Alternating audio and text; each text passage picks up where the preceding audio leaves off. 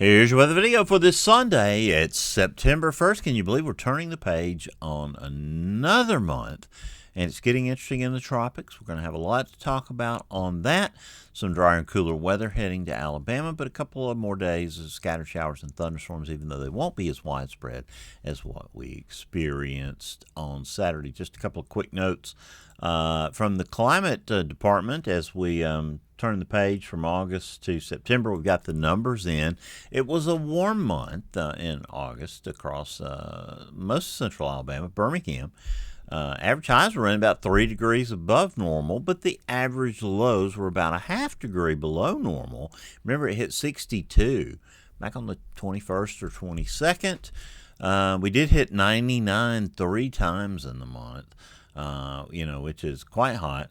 So the averaged out was about 1.16 degrees above normal. Of course, we're dry. 1.08 inches of rain in the month at the Shuttlesworth Birmingham International Airport, which is a pretty good bit below normal, 3.27 inches.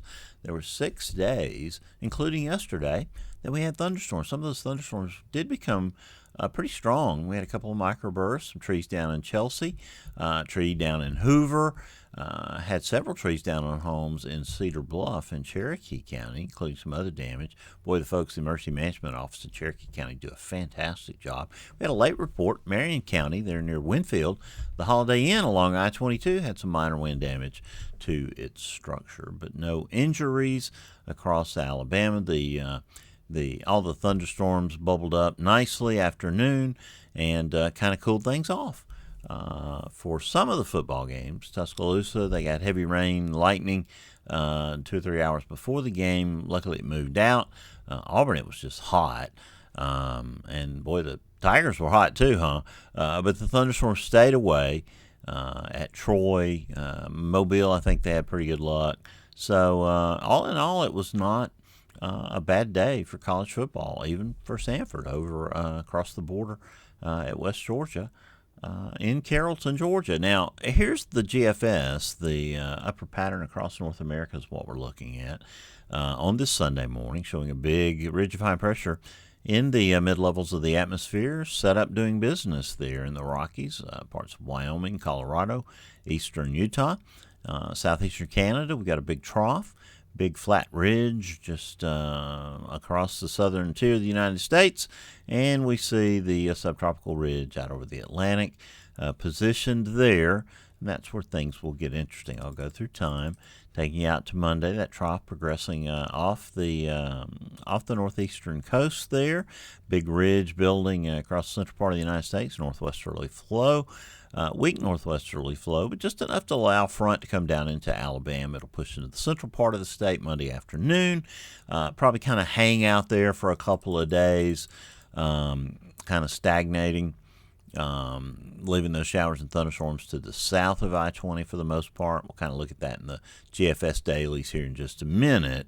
But along the way, as that happens, that front will eventually find its way into the Gulf of Mexico, where it will die a slow death. You see those heights beginning to increase, just a little bit of a trough there, and that's probably what's picking up that front and pushing it on in to the Gulf there by Thursday. Ooh, look at here. Developing trough in Missouri, Arkansas, eastern Oklahoma by Friday. That's got my attention. And look at this, lowered pressures in the western Caribbean. That's got my attention. It's not a good place to see a trough over the southeastern United States and a tropical cyclone. Now, is that going to be a forecast? No. Last 2 runs of the GFS have developed this into a tropical storm and then a hurricane moving into the Gulf of Mexico. We'll look at that possibility. It's certainly not a forecast. It's not something to change your plans over or to worry unnecessarily about, but it's something that we're going to have to watch. That's just the way it is this time of year in the southeastern United States and much of the United States along the coastlines. There's that system slowly meandering into the southeastern Gulf by next Sunday. The trough is there. The base, the strongest part of the low is swinging through the trough there through southern Illinois. And it looks like that hurricane, at least by the GFS, is beginning to take notice and being pulled into the trough and pulled into the southeastern United States. Now, of course, if that happens, and I put a big emphasis on the word if, that's going to be a significant weather impact for Alabama and for the Gulf Coast. But it's not a forecast at this time. Go back 3 runs, really 2 runs, and the GFS had this thing as a weak system moving into Mexico. That's still a very big possibility. We'll kind of probably look at later today, what some of the other models are saying. As a matter of fact, we'll kind of kick over in a minute and see what the other models like the European are saying, if we can. This is GFS. Well, no, what I want to do first is go back and show you what's going to happen today. Showers and thunderstorms today are not going to be as widespread if we believe the HRRR. We do see showers and thunderstorms dropping into the Tennessee Valley, though. They'll see fairly active rain and storms there 4 or 5 o'clock this afternoon. Places like Muscle Shoals, over to Athens and Huntsville, maybe over to Scottsboro. But you can see they're beginning to weaken by 7 o'clock, and by 8 o'clock they're almost gone, and poof, they are going away. And if you looked, there was hardly anything in the I-20 corridor, at least nothing like today. And so I really think that's a pretty big possibility. Dying line of showers pushing into the Tennessee Valley around sunset. Late afternoon, they'll die as they push southward, and that's been a pretty consistent trend, really for 24 hours or so. We move through Sunday night. We're all dry, no isolated showers. Get into Monday. Stay dry until about noon. A few isolated showers start showing up. This is 3 o'clock. That's probably about the most widespread activity we're going to see. You see it's beginning to organize a little bit there south of I-20, pushing slowly to the south. Only isolated showers elsewhere, so I think we'll be pretty good. Now, is this early enough to see the impact of the front? Let's take a peek at the 2-meter dew points. Oh, yes. How about that? 6 o'clock Monday night. We'll be getting ready to record Weatherbrains. It's going to be a great show this week, by the way, too. Josh Morgerman, the Hurricane Man, iCyclone, will be joining us. Brett Adair set it up. Thanks to Brett for doing that. Been looking forward to talking to Josh for a long time, and he's going to join us on Weatherbrains Monday night. He's back from Japan, Typhoon Shanshan.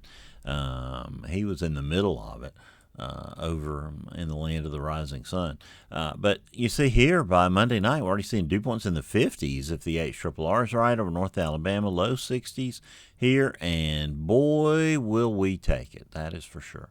GFS day by days. This is 0Z run. It should be all the way out to 384 hours right now.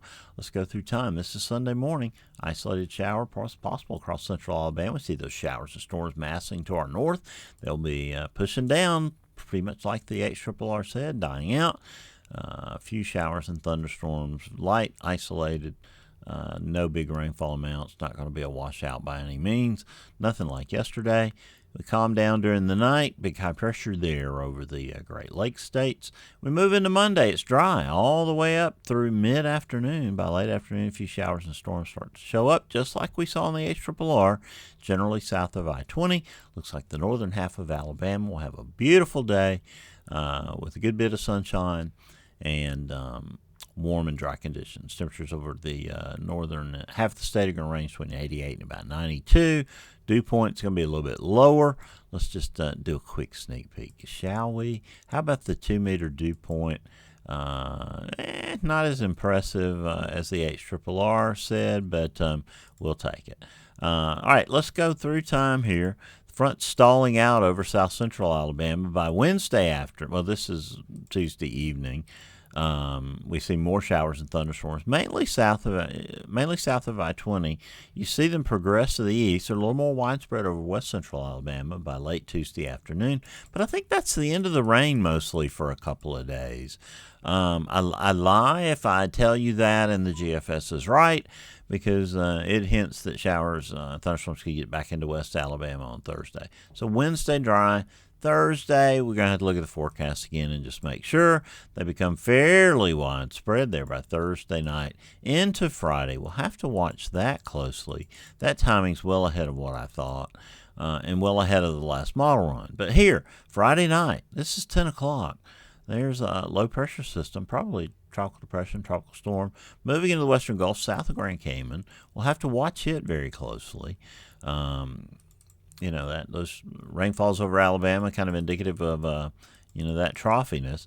It meanders over toward the Yucatan, gets there by Sunday morning, and then emerges into the southern Gulf of Mexico. Now, I don't have to tell you the Gulf is extremely warm. Big questions will be around shear and things like that. But if this storm is picked up by the trough, it could be rolling in to the central Gulf Coast there next Tuesday night, Wednesday. Could be a big weather maker for Alabama by next Wednesday, moving on up into the Appalachians and on out. Now, I remind you, with every fiber in my being, we are in voodoo territory at that point. This is 2 runs on the GFS. It is a possibility, and it's something that we're going to have to pay close attention to. Let's go back here and look at what the GFS thinks those winds might look like at this point. That's a 65 mile per hour tropical storm there Sunday night. It's increasing, becoming a hurricane, 80 miles an hour by Monday morning. Continues to intensify, 100 mile per hour hurricane there Monday night, and gets up to about 115 mile per hour hurricane as it's approaching the Gulf Coast. So if that happens, it's going to be a significant weather maker, folks. But I just tell you, there's just as much chance that it could never develop. It could end up in central Louisiana. Not that we're wishing that for our friends on the central Louisiana coast. I've seen runs that carry it into central Texas, much like Hurricane Beryl back a couple of months ago. So we don't know what's going to happen at this time. I'm going to carry you to the Caribbean to kind of step you through that process. Looks like it'll be moving through the Lesser Antilles there on Monday. The GFS latest run does not have it developed at that point. Still has it as a tropical wave. Certainly the 18Z run indicated it would be a depression by that time. And the 18Z run had it as a storm as it moved through the central Caribbean. We see some winds beginning to develop there. Perhaps it's a tropical depression by Wednesday, but no sure sign of that. And GFS now has backed off on that idea until we get to next Friday night. Then it's probably a tropical storm, slowly organizing, becomes pretty strong tropical storm as it nears the Yucatan Channel and then to the Gulf of Mexico. Kind of peeking around, let's go back. Let's just say, this is let's go to 12Z Monday. That's going to be 7 a.m. Monday the 9th, a week from Monday. And kind of look and see what some of the other models say. We'll have to go back.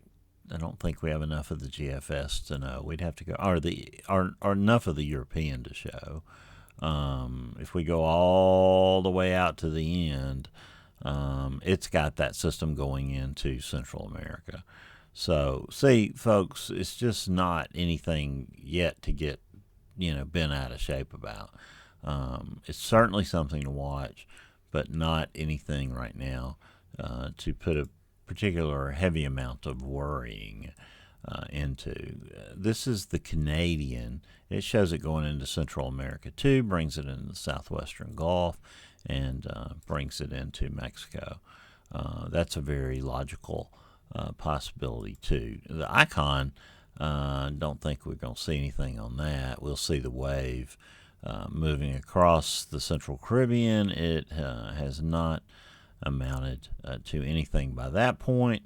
I think that really kind of covers, all of our, well, I guess the UK Met, we could say, don't really have a great representation here, but let's go back and see if it's, picking up on it at all.